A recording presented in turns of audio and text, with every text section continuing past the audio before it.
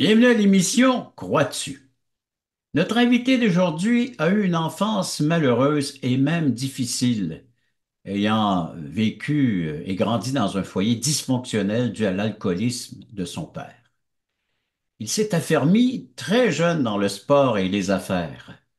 Au début de la vingtaine, Dieu avait un rendez-vous avec lui un soir de tempête. Venez avec moi. Venez rencontrer notre invité d'aujourd'hui, Monsieur Conrad Deschênes. Conrad, bienvenue à l'émission, crois-tu? Merci beaucoup pour l'invitation. C'est un privilège et c'est une grande joie pour moi de pouvoir raconter ce que Dieu a fait dans ma vie. Ben, on Alors, est tout oui, on est prêt à écouter ton témoignage. merci beaucoup. Alors, moi, je suis né à Sherbrooke dans une famille catholique. Chez nous, on était quatre enfants, deux garçons, deux filles. Moi, je suis le troisième de la famille. Mon père a travaillé pratiquement toute sa vie pour la compagnie Domtar dans le moulin de papier. Ma mère a eu différents emplois et elle a terminé dans ses derniers emplois dans les soins infirmiers, dans des résidences de personnes âgées. Mon père était quand même un homme assez difficile à vivre parce qu'on avait un problème chez nous à cause de l'alcoolisme de mon père. Et ça a été une enfance quand même très difficile, comme je racontais dans le passé. On n'avait pas la paix, on n'avait pas de sécurité au foyer. Et ça a été une enfance qui était très perturbante pour moi. Ma mère, par contre, était une femme très religieuse. Elle priait beaucoup. Et un jour, elle m'a dit, Conrad, va nous rencontrer le curé de la paroisse pour voir si tu pourrais pas devenir un enfant de cœur pour servir la messe. Alors, je suis allé voir le curé de la paroisse et j'ai commencé à être un enfant de cœur dans ma paroisse. Et souvent, les samedis, on avait soit des funérailles ou des mariages, ou même des fois les deux dans la même journée. Et je me souviens que chaque fois qu'on avait un service, une funéraille, lorsque le cortège sortait de l'église, il y avait toujours un chant qui était Un jour viendra où dans ma propre chair, je verrai Dieu mon sauveur. Et à chaque semaine où est-ce qu'on avait des funérailles, j'entendais toujours ce même chant. Un jour viendra où dans ma propre chair, je verrai Dieu mon sauveur. Et ça avait commencé à mettre une pensée dans mon cœur qu'il y avait une éternité et qu'un jour, sûrement, j'allais ressusciter. Alors, c'était quelque chose que je vivais constamment. Alors, je repensais souvent à ces événements-là, souvent ce jour-là. Et ma mère, elle priait souvent. Elle priait pour que mon père arrête de boire. Elle faisait souvent ce qu'on appelle des neuvaines. Alors, chaque fois, à tout bout de champ, ma mère disait, ben là, je vais faire une neuvaine pour que votre père arrête de boire. Malheureusement, elle n'a jamais été exaucée parce que dans la religion dans laquelle on était, malheureusement, elle ne s'adressait pas à la bonne personne pour être exaucée pour ses prières. Mais moi, ce qui m'a surtout frappé, c'était sa persévérance. Sa persévérance à toujours vouloir espérer voir un changement dans la vie de mon père qui n'est jamais venu. Euh, Avec tout ça, malgré la souffrance et l'incertitude et le foyer dysfonctionnel dans lequel on grandissait, Dieu m'avait donné quand même des talents pour les sports et pour le monde des affaires. Alors, très jeune, j'ai joué au baseball et notre équipe avait gagné le championnat du Canada. On Hmm. est allé en petite série mondiale aux États-Unis. On a quand même fini quatrième au monde. Et quand on est revenu à l'aéroport à Dorval, il y avait la presse parlée et écrite, les parents étaient là, j'ai regardé parmi la foule, mais mon père n'était pas là. Hmm. Il n'avait pas cru bon se déplacer pour venir accueillir son fils qui venait quand même de réaliser un exploit quand même Ouais. intéressant, dont tout père devrait être fier. Et c'est même moi qui avais fait gagner le Canada contre l'Amérique latine en Ah oui. supplémentaire. Hmm. Et mon père, lui, était resté à la maison. C'était pas important pour lui.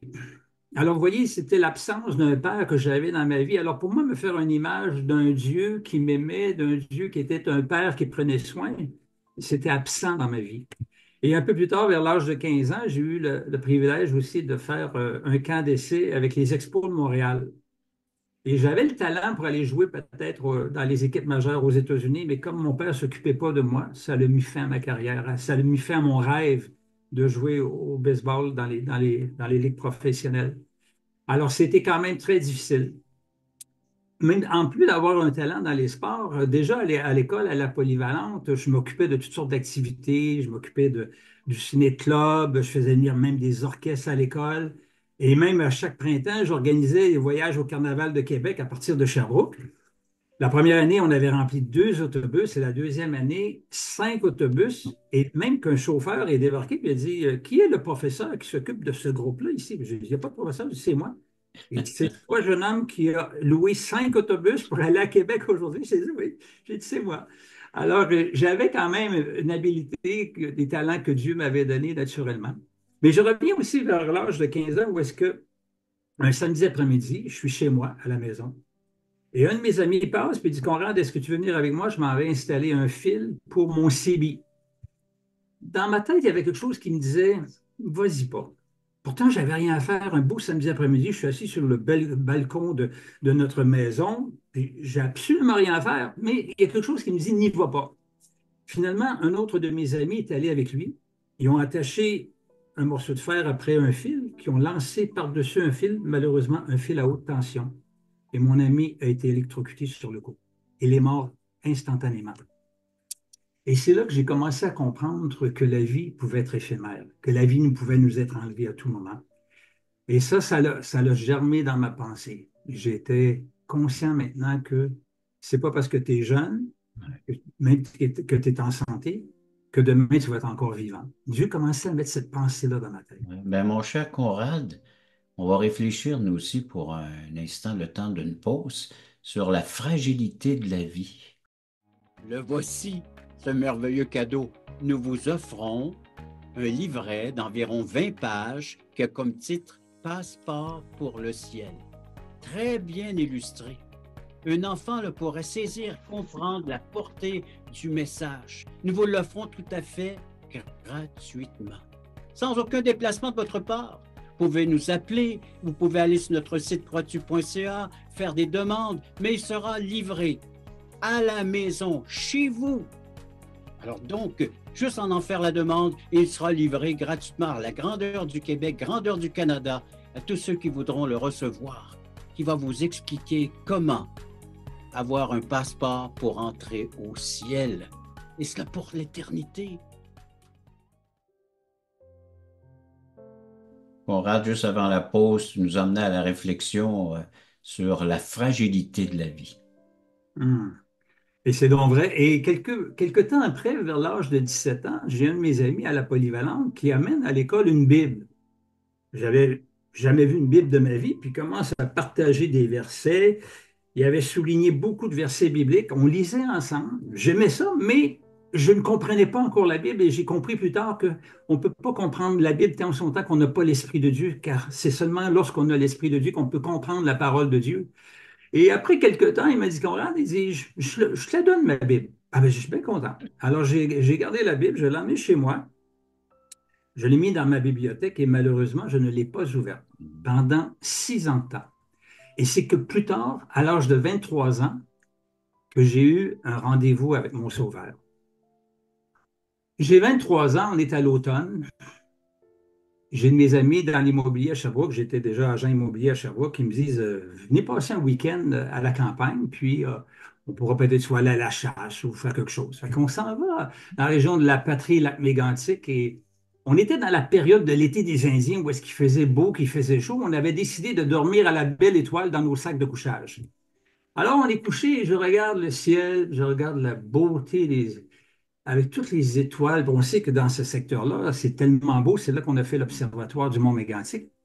Et je commence à réfléchir. Je dis, il y a sûrement un Dieu qui a créé cette beauté que mes yeux peuvent contempler en ce moment.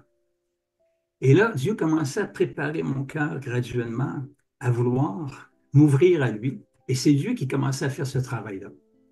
Il y avait un Kiro qui m'avait invité, que j'allais voir à l'occasion, il m'avait invité à une croisade d'évangélisation un 2 décembre à l'Université de Sherbrooke. Et moi, le 2 décembre, j'ai été un professeur de ski alpin. J'enseignais le ski alpin. Et vous savez, après avoir enseigné toute une journée de 8 heures à 4 heures, on a respiré de l'air pur, on est fatigué.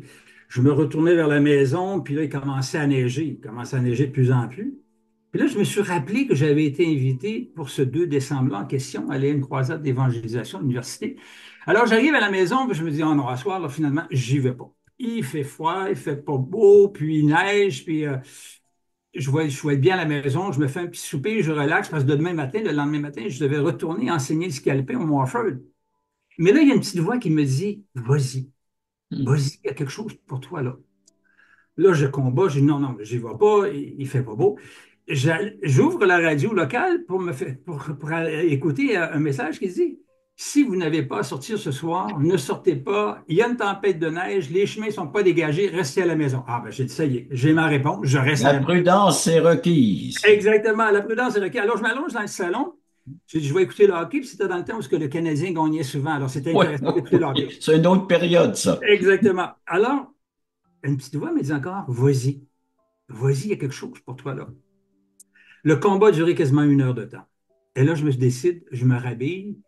Puis à l'époque, quand je n'avais pas un démarrage à distance pour réchauffer mon auto, je rembarque dans une auto froide, dans une tempête de neige, alors qu'on venait de nous dire à la radio de ne pas sortir si ce n'était pas dans un besoin essentiel.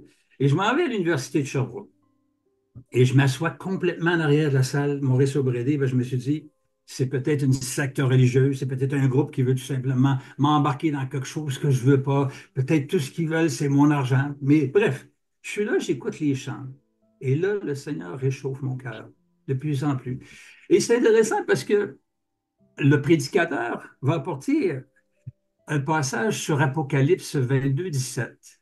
Je vais vous lire, c'est intéressant comme passage. Apocalypse 22, 17, c'est le Oui, dernier livre de la Bible.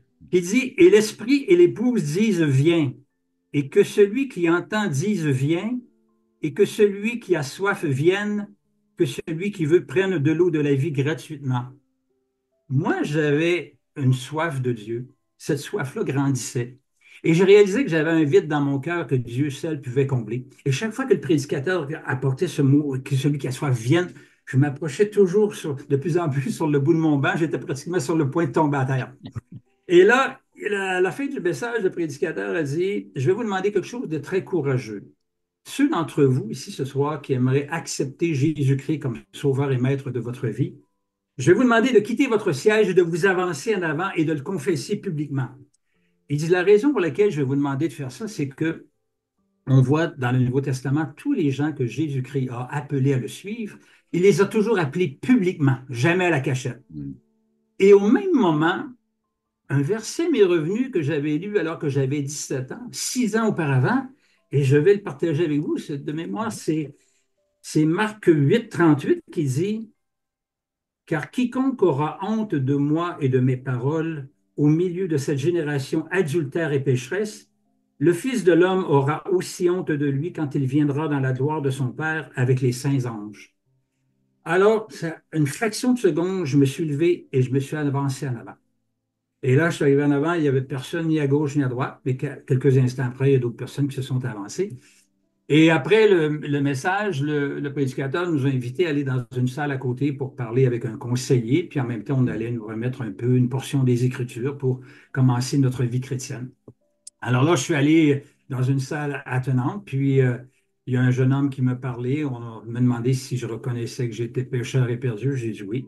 J'ai dit, moi, je reconnais que je suis pécheur et perdu. On a ouvert la parole de Dieu, on a commencé par il commençait par me partager Romains chapitre 3, 23. Car tous ont péché et sont privés de la gloire de Dieu. Il me dit, est-ce que tu reconnais que tu es pécheur? J'ai dit, oui, je reconnais que je suis pécheur et perdu, c'est évident. Ensuite, il m'a emmené dans Romains 6, 23, qui dit, car le salaire du péché, c'est la mort, mais le don gratuit de Dieu, c'est la vie éternelle en Jésus-Christ, notre Seigneur. Alors moi, j'ai dit, je veux avoir Jésus-Christ dans mon cœur comme mon sauveur et comme mon maître. Alors je le confesse, je me repens de mes péchés, puis j'invite Jésus-Christ à être dans mon cœur. On a repris ensemble et ce soir-là, je suis reparti heureux, en Mm. paix, d'avoir été convaincu par l'Esprit de Dieu de me déplacer dans ce soir de tempête pour aller entendre la parole de Dieu qui allait me donner la vie éternelle. Et je dis encore aujourd'hui, gloire à Dieu. Le lendemain matin, je dois enseigner le ski alpin au Morford.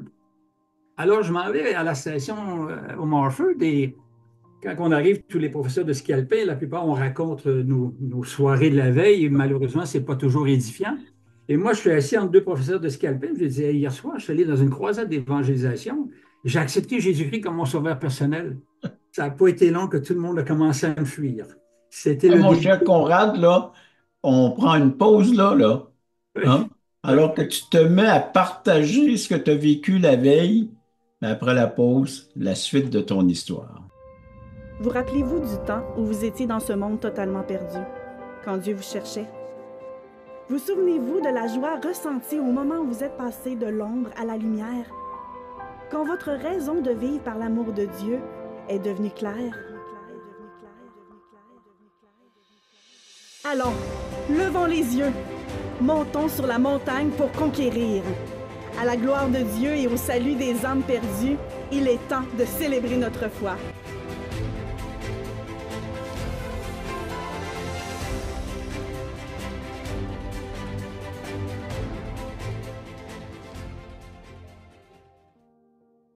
Conrad, donc, tu es rendu sur la pente de ski et puis tu es en train de partager ce que tu as vécu la veille, la joie que tu connais maintenant depuis que tu as reçu l'Évangile, le message de Dieu. Exactement. Et c'était le début de mes persécutions parce que chaque fois que je rencontrais quelqu'un, je partageais ma foi.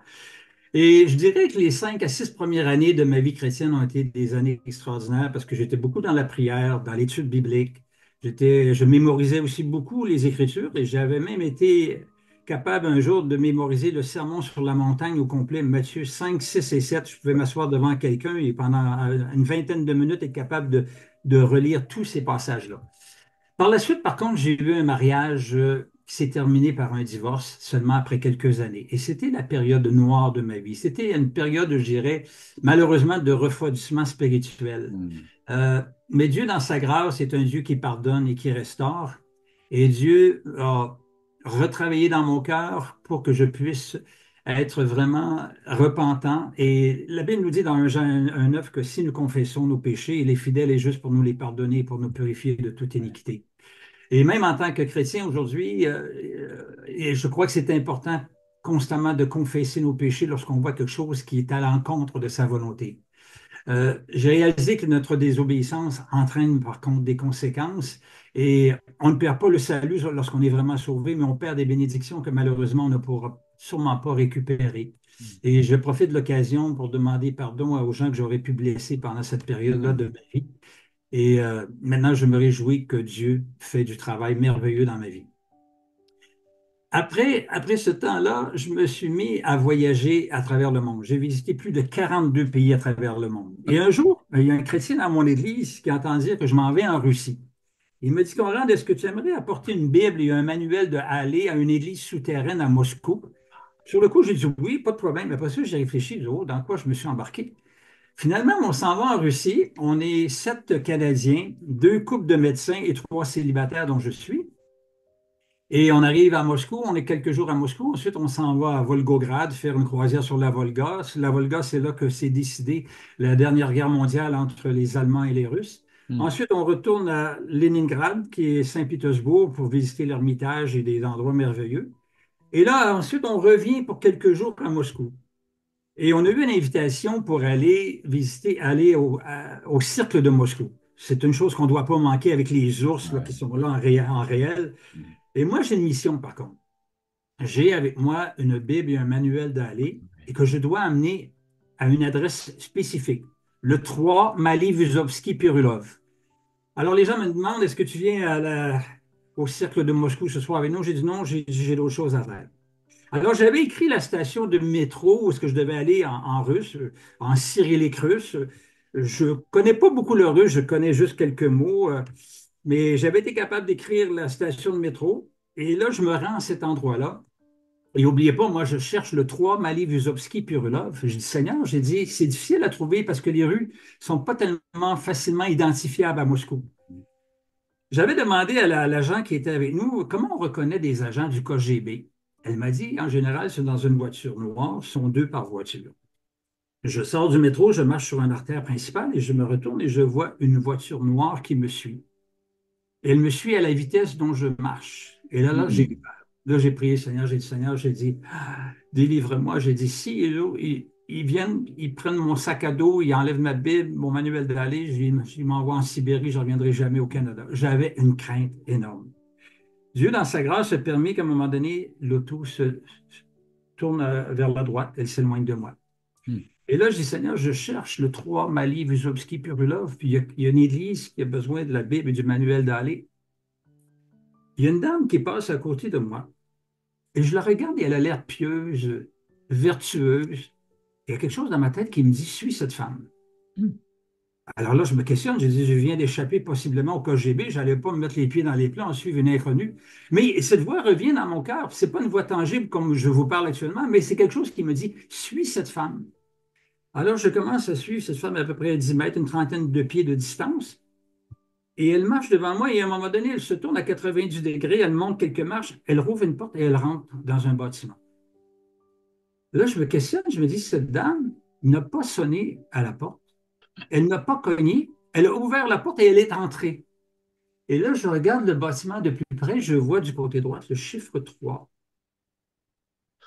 Alors, je me dis, j'y vais. Je monte les marches, je rouvre la porte, je rentre. Là, je suis sur le point de dire mon nom à la dame qui m'accueille. Elle me dit, ne me dites pas votre nom, car si vous me dites votre nom et que le KGB me demande, je vais devoir vous dénoncer. Hmm. Là, j'ai dit, écoutez, je ne sais pas si je suis au bon endroit. Moi, j'ai une Bible et un manuel d'aller traduit en russe que j'apporte à une église souterraine. Elle me regarde avec un beau sourire, c'était une missionnaire américaine, elle me dit, on vous attendait.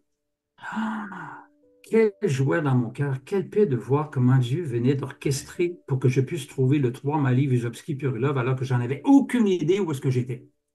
Elle me dit, est-ce que vous aimeriez assister à notre service? On est un mercredi soir.